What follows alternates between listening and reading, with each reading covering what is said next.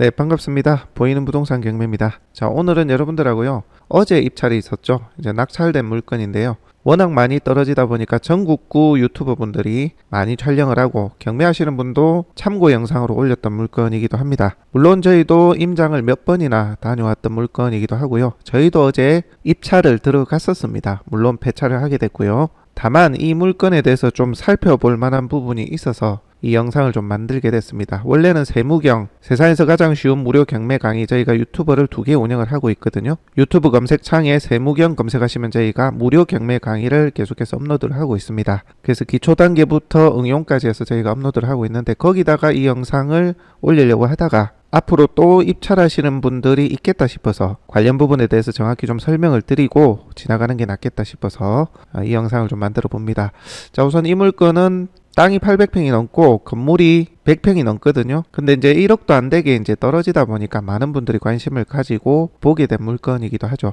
이 물건을 실제 입찰하기 위해서 정말 디테일하게 조사를 좀 했었습니다, 사실. 그리고 엑시트까지 계획을 했던 물건인데 결국 폐차를 하게 됐습니다. 폐차를 하게 된 이유에 대해서 좀 설명을 드릴게요. 그리고 어떤 부분에 대해서 문제가 있는지, 앞으로 또 재매각이 나올 수 있는 물건인지 그거 한번 같이 한번 보겠습니다. 자, 보시면 해당 물건입니다. 4억 6,900에 당초 시작을 해서 정말 많이 떨어졌죠. 시작일이 보면 2020년입니다.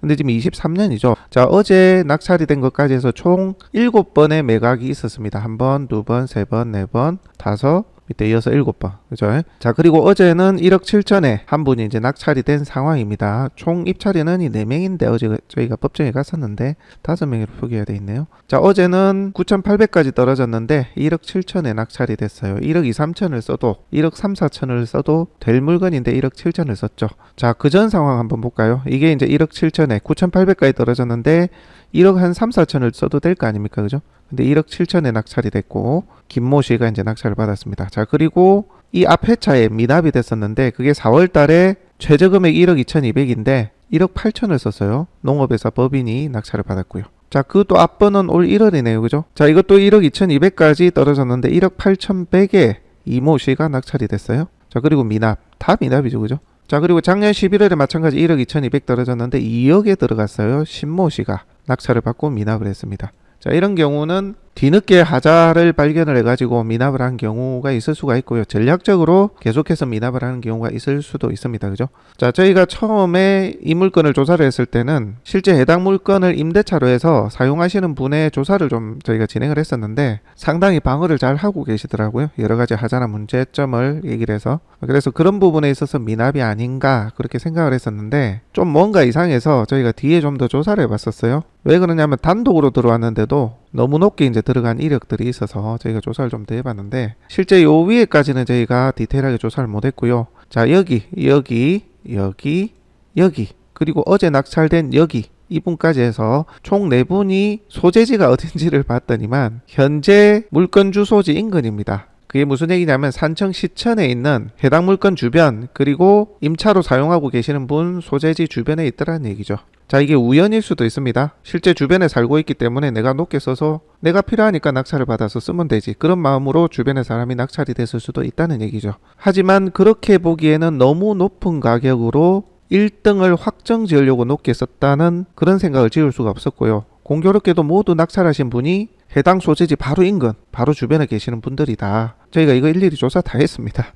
그렇게 봤을 때는 뭔가 이 그림이 이상하다는 거죠. 그러니까 물건의 하자를 어필을 해서 방어를 하는 부분도 있지만 전략적으로 낙찰을 받아서 미납을 해서 시간을 지연시키는 그런 행위의 대표적인 사례로 추정할 수도 있다는 얘기입니다. 자, 그리고 어제 이 낙찰되신 김모 씨 같은 경우도 1억 7천에 낙찰이 됐죠. 진주지연 같은 경우 차순위를 불러주지 않습니다. 차순위 매각 금액에 대해서. 그러니까 2등이 얼마인지를 불러주지 않거든요. 아마 2등하고 차이는 꽤 났을 겁니다. 그러니까 최저가 9,800인데 1억 7천을 썼다는 얘기는 무조건 확정적 낙찰을 받겠다는 얘기죠. 그죠? 그리고 이 낙찰되신 분이 마찬가지 산청 시천에 계시는 해당 매각 물건 인근, 그리고 임차에서 사용하시는 분하고 인근에 계시는 그런 분이다.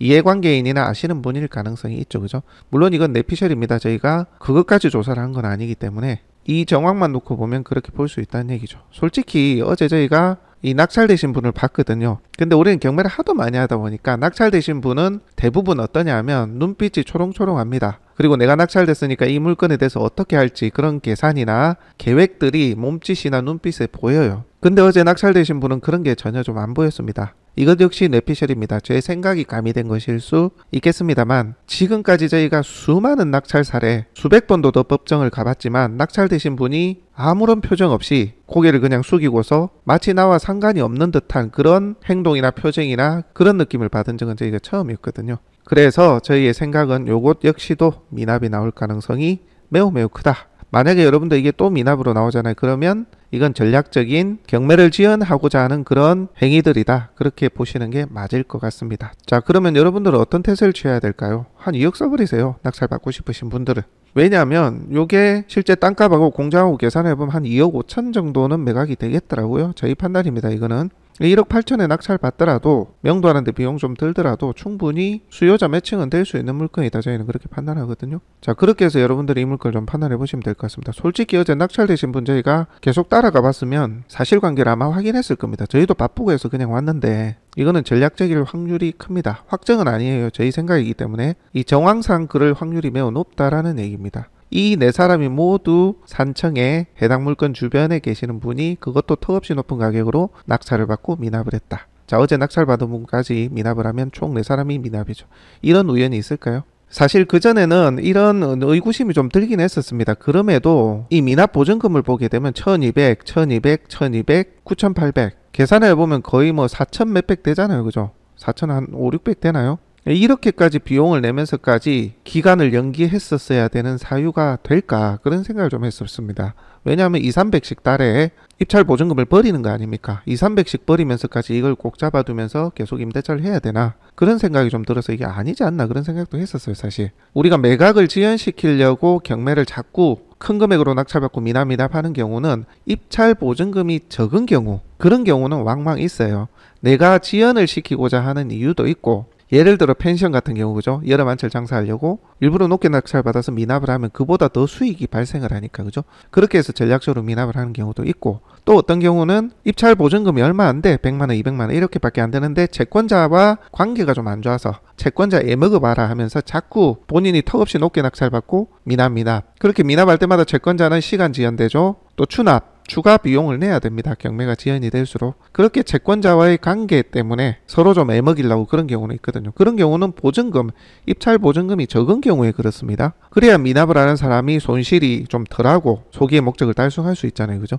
근데 이 물건 같은 경우는 한 번 미납할 때마다 1,000만 원이 넘는 금액을 버리는 거예요. 4개월 뒤에 나온다 치더라도 거의 300만 원, 달에 300만 원을 그냥 버리는 건 아닙니까? 그죠? 그래서 제가 좀 이해가 안 됐던 거예요. 매달 300을 포기할 정도로 이 물건을 점유, 사용, 임대차를 하면서 그만큼의 이익이 있나? 그런 의구심이 들어서 사실 석연치 않은 부분이 있음에도 저희가 그렇게까지는 할 거라고 생각을 안 했습니다. 그렇다고 해서 NPL처럼 채권자가 바뀌어가지고 NPL로 미납해도 자기 돈으로 다시 이제 되받아갈 수 있는 그런 환경도 아니고 등기 때 보니까 아니더라고요. 그래서 이렇게까지 할 이유가 있을까? 그런 생각으로 저희가 했었는데 어제 낙찰되신 분 보고서는 같은 산청분이 또 낙찰됐구나. 또 높이 들어왔네. 또 미납할 수 있겠구나 라고 저희가 확신이 들었습니다.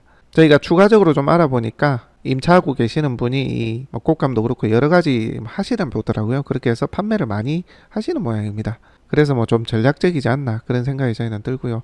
저는 개인적으로 그냥 높게 해서 낙찰 받으셔서 본인이 사용 수익을 하시면 되지 않을까 그런 생각도 드는데 왜 그렇게 안 하고 계시는지 모르겠습니다만 어쨌든 개인의 사정까지는 알 수 없으니까 자, 총 정리를 해보면 그렇습니다. 현재까지 상황을 봤을 때는 계속해서 미납 같은 지역에 턱없이 높은 금액으로 낙찰자가 산출되는 이런 상황은 경매를 계속 소유권 이전을 늦추기 위한 작업이다. 저희는 그렇게 보고 있습니다. 혹여 앞으로 미납으로 나오더라도 여러분들 한 1억 8천, 9천, 2억 이렇게 쓰셔야 여러분들이 낙찰 받을 수 있다는 거 말씀을 드리고요. 자, 그 다음에 이 물건이 이제 조사를 좀 해보시게 되면 비가 많이 샌다라는 얘기를 들으실 수도 있고요. 뒤에 요 차양 같은 거 요렇게 만들어 놨거든요. 여기 이제 꽃감을 말리고 하시는 것 같은데 그게 이제 자기 지분이다. 그리고 요 뒤쪽에 보면 지하수가 있거든요. 지하수가 안 된다라는 얘기도 있는데 저희가 조사해 본 바로는 지하수 큰 문제 없고요. 뒤에 차양 같은 경우는 오히려 때에 가든지 치워줘야 되는 상황이죠. 그래서 낙찰자한테 크게 영향을 주는 부분은 아니고요. 그 다음에 진입도로 부분이 답이 하나가 있어요. 그게 이 낙찰자가 낙찰을 받게 되면 지분이 없습니다. 그 부분에 대해서 도로 부분에 누가 문제 삼을 수 있다 그런 얘기도 하는데 저희가 도로 주인분도 한번 만나보겠는데 그럴 여지는 없었고요. 오히려 지분 조금 사들여서 정당하게 사용하실 수 있는 그런 상황입니다. 그리고 이 컨테이너는 매각제에 되어 있으니까요. 가져가라 하면 되고 안에 이제 발효 관련한 기계 기구들이 좀 있어요. 이걸 다 꺼내려고 하면 임차인이 만약에 다 안 꺼내주면 그 비용이 좀 들겠더라고요. 예상컨대 한 1,000만원? 한 7, 800, 1,000만원 요리는 들 것 같아요.